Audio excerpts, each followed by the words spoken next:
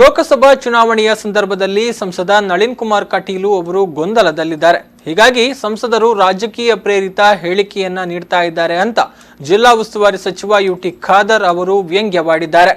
ತೊಕ್ಕೊಟ್ಟು ಹಾಗೂ ಪಂಪ್ವೆಲ್ ಮೇಲ್ಸೇತುವೆ ಕಾಮಗಾರಿ ವಿಳಂಬಗೊಳ್ಳಲು ಮಾಜಿ ಶಾಸಕ ಜೆಆರ್ ಲೋಬೋ ಹಾಗೂ ಖಾದರ್ ಅವರು ಕಾರಣ ಎನ್ನುವ ನಳಿನ್ ಹೇಳಿಕೆಗೆ ಪ್ರತಿಕ್ರಿಯೆ ನೀಡಿದ ಖಾದರ್ ಅವರು, ನಳಿನ್ ಮಾತು ಸುಳ್ಳು ಅಂತ ಜನರಿಗೆ ಗೊತ್ತಿದೆ. ಸಂಸದನಾಗಿದ್ರೆ ಕೆಲಸ ಮಾಡಿಸುವ ತಾಕತ್ತು ಬೇಕು. 4 ಗುಂಡಿಯನ್ನ ಮುಚ್ಚಿಸಲು ಸಾಧ್ಯವಾಗಿಲ್ಲ, ಕೇವಲ ಆರೋಪವನ್ನ ಮಾಡ್ತಾ ಇದ್ದಾರೆ ಅಂತ ತಿರುಗೇಟು ನೀಡಿದ್ರು. ನಡೆಯುವುದಿಲ್ಲ ಅಂತ ಗೊತ್ತಾದಾಗ ಈ ರೀತಿಯ ಅಪವಾದ ಮಾಡೋದು ರಾಜ್ಯಕ್ಕೆ ಪ್ರೇರಿತವಾದ ಹೇಳಿಕೆ ಇಡೀ ನಮ್ಮ ಮಂಗಳೂರಿನ ಸರ್ವ ಜನತೆ ಕೂಡ ಗೊತ್ತಿದೆ. ಬಹುಶಃ MP ನಳಿನ್ ಕುಮಾರ್ ಅವರು ಪ್ರತಿಯೊಂದು ಮಾತು ಕೂಡ ಸುಳ್ಳಿನ ಅಪರಾಧ, ರಾಜ್ಯಕ್ಕೆ ಬೇಕಾಗಿ ಇವಾಗ ಮಾತಾಡ್ತಾರೆ. ಪ್ರತಿಯೊಬ್ಬರು ಅದು ಮಂಗಳೂರು ಅಷ್ಟು ಮೂರ್ಖರಲ್ಲ. ರಾತ್ರಿ ಹಾಗೂ ಲೈಟಾಗಿ ಕೆಲಸ ಮಾಡೋ ತಾಕತ್ತು ನನಗೆ ಬೇಕು. ನಾನು ಬರೀ ನಿಮ್ಮ ಹತ್ರ ಹೇಳಿ ಹೋಗೋದಲ್ಲ, 4 ತಿಂಗಳು ಕೆಲಸ ಮಾಡ್ತೇನೆ ಅಂತೇಳಿ ನನ್ನದೊಂದು ಲೆಕ್ಕಾಚಾರ ಬೇಕು.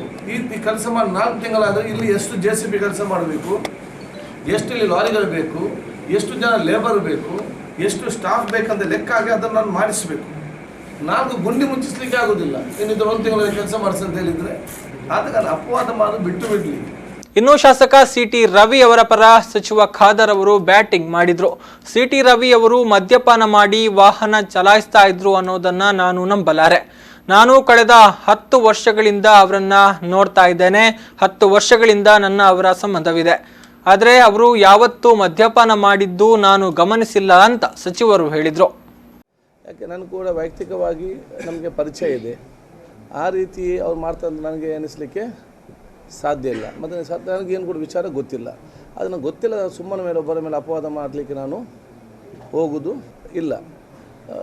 ನನಗೆ ಅವ್ರನ್ನ ಪರಿಚಯ ಇದ್ದಾಗೆ ಕಳೆದ 10 ವರ್ಷಗಳಿಂದ ಶಾಸಕರಾಗಿದ್ದರು, ಅವ್ರು ಮಂತ್ರಿ ಆಗಿದ್ದು, ನಾನು ಶಾಸಕ, ನಾನು ಮಂತ್ರಿ ಆಗಿದ್ದೇನೆ.